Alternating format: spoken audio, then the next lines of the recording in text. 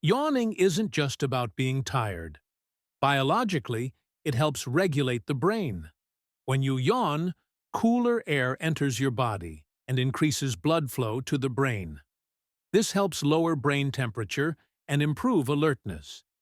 That's why yawning often happens during boredom, stress, or moments of mental overload, not just before sleep.